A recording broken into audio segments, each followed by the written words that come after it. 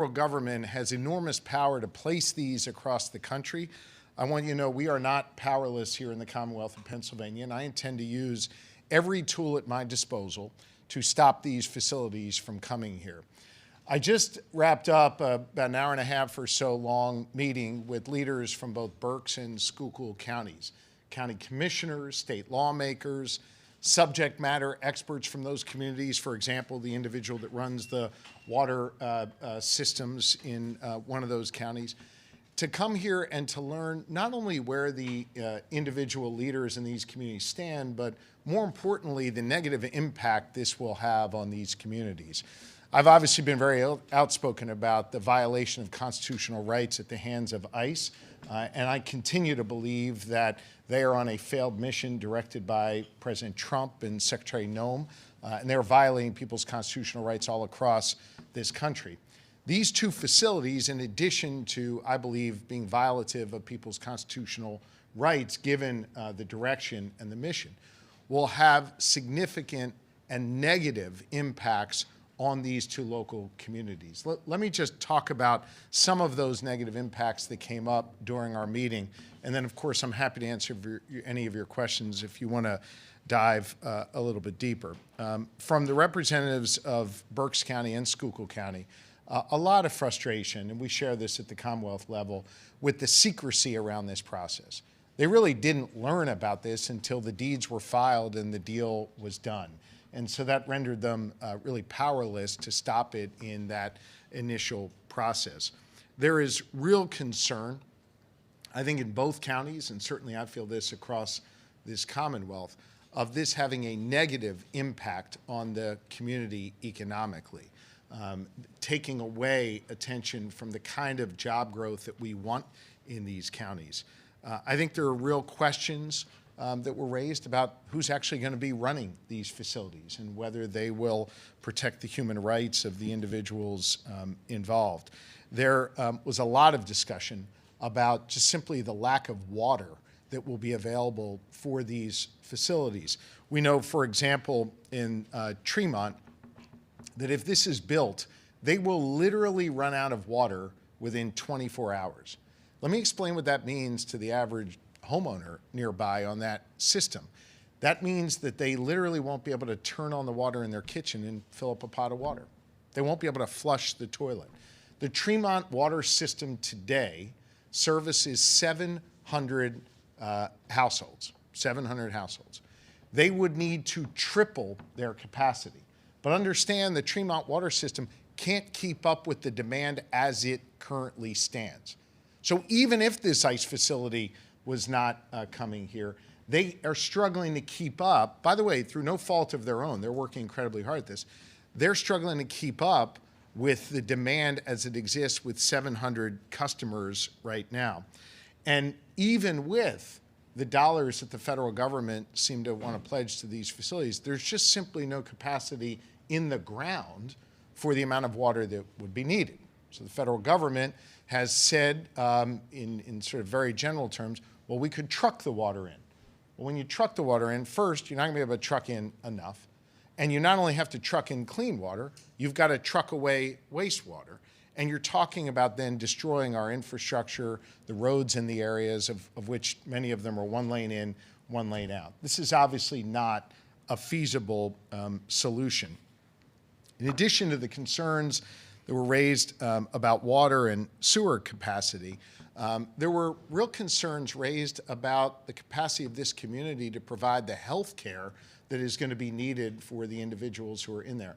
Right now, they're struggling to have enough nurses, enough healthcare leaders to be able, and we're joined by Dr. Bogan, the leader of the Pennsylvania Department of Health, to be able to just simply meet the needs of the community today. You go add 9,000 people to 2 warehouses in this region, the federal government's either going to pull away healthcare personnel from existing healthcare facilities for the community, or they're not going to be able to have the kind of healthcare that is needed to be able to care for those who are in those facilities.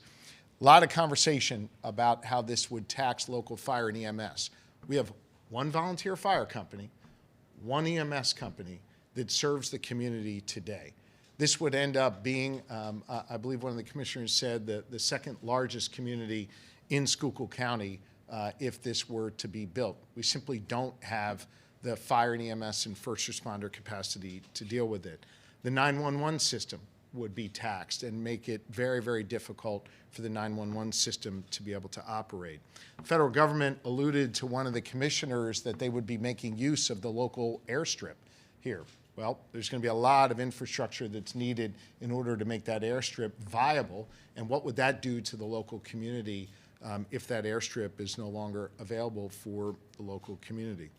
Through it all, there was a lot of conversation just about how this would diminish the quality of life in both Berks and Schuylkill counties, and I would argue across the Commonwealth of Pennsylvania. And while that is maybe sometimes harder to quantify on a sheet of paper, I think we all want to live in communities where people enjoy laying their heads at night, enjoy going to work, enjoy going out to play or take a walk or raising their kids.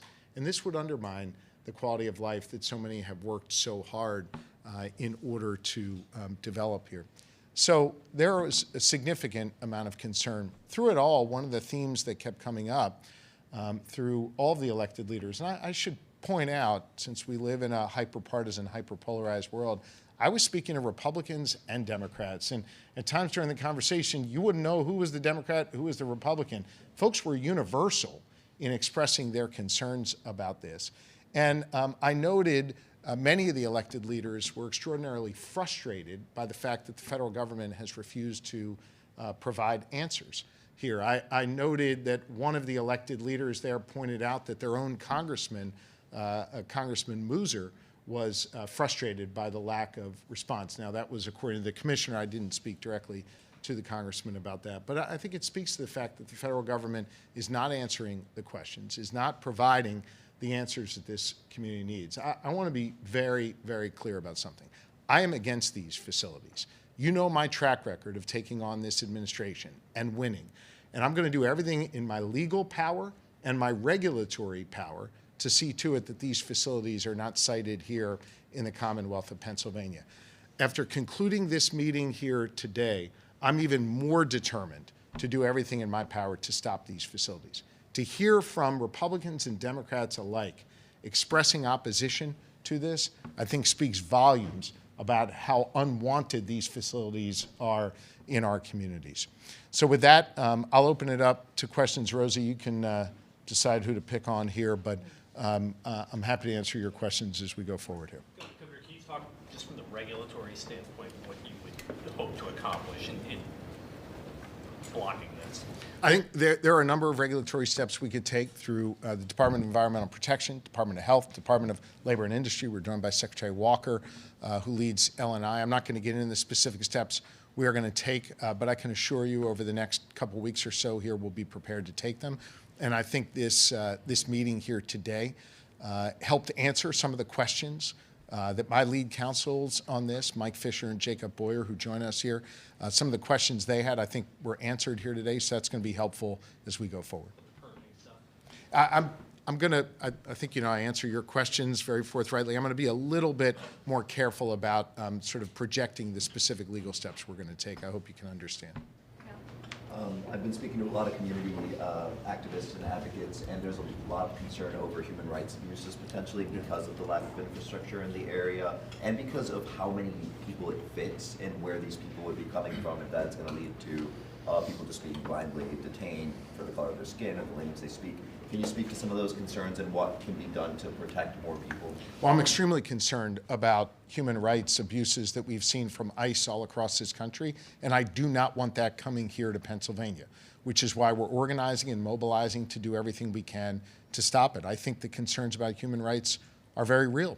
By the way, we heard it from Republican and Democratic office holders in this meeting we just concluded today. Governor, in terms of Congressman Mooser, who you just mentioned, and the federal partners, what kind of communication, if any, has there been from the congressman to these leaders who you spoke with or the federal partners to any of these leaders? Several of the county commissioners relied on the congressman to set up meetings or telephonic meetings with DHS. My understanding, according to the commissioners, is the congressman was able to set those meetings up. and that they left those meetings feeling unsatisfied with the answers that they were given and feeling as though there was a lack of transparency coming from the federal government, a lack of answers coming from the federal government. Beyond that, you'd have to ask the congressman what, I'm not here to tell you what the congressman thinks. I'm just here to relay what those commissioners shared with me. Yes, I mean, I don't think you want to get too into the details of like what the specific legal mechanisms are, but there are, you know, in Maryland they filed a lawsuit alleging that there was a violation of federal law. Yep. When these were done. You're talking about state law. There are a lot of like, local, you know, zoning ordinances that could affect whether something's a warehouse or a detention center. I mean, are you working on all three of those, or are you focusing on the state? You know, prior to serving as governor, I served as attorney general. I took the Trump administration to court dozens of times. As governor, I've used my authority leading this Commonwealth as the chief executive. I've taken this president to court 19 times. I've not lost a single case. Part of the reason why we're so successful is we don't forecast all of it ahead of time. We dot our I's, we cross our T's, we follow the law, unlike this administration in Washington. So I think my answer to you on that would be stay tuned. We're looking at anything and any way possible to be able to stop these facilities from coming here to Pennsylvania. Governor, Congressman Muser actually remarked that he thinks that the federal government can fix those infrastructure problems, and also said that it would be good for the economy, saying that it would bring in about 2,000 jobs to at least one facility. Do you want to comment on those remarks? I didn't hear the congressman say that. I will tell you, we have the only growing economy in the northeastern part of the United States. For 32 straight months, our unemployment rate has been below the national rate. We're getting noticed all across the country for the massive deals that we are landing, from AWS to Lilly to J&J just in the last few weeks. Our economy is growing. What we do not need are efforts from ICE to undermine our economic growth. And my view, and I think it's backed up by Republicans and Democrats alike here, is that this would undermine our economy in Pennsylvania. And I do not want the federal government to step in and hurt the economic growth that we've seen. So right now, what state permits does ICE need to expand I didn't hear the water? beginning of your What question. state permits do the facilities need to expand water and sewage capacity? They need a number of permits through the Department of Environmental Protection. They need other permits and other regulatory approvals from the Commonwealth, and we're examining each of them. Governor, there's been a number of distribution center facilities built in our region over the past couple of years. There's some folks that have expressed frustration that they could become targets for this rather than commercial jobs and getting tenants like that. Yeah. This is not the kind of, this is not what we want in our communities. We want to be able to create the kind of jobs that are going to be family sustaining. We want to create the kind of jobs that aren't going to undermine the trust in a community between law enforcement and the neighbors that they serve and protect. We want the kind of jobs that we're seeing all across this Commonwealth, in technology and pharmaceutical, the other jobs I've been able to land in my first 3 years as governor. We do not want ICE bringing this type of havoc into our communities, period. Governor, a Berks County commissioner said in a public meeting this morning that what he's learned is that DHS is considering having its own on-site sewer system that could then be pumped and separately taken to a treatment plant. And there's been some questions around whether or not that type of setup requires a DEP permit. DEP is going to have to be involved in any of the trucking or any of those on-site facilities.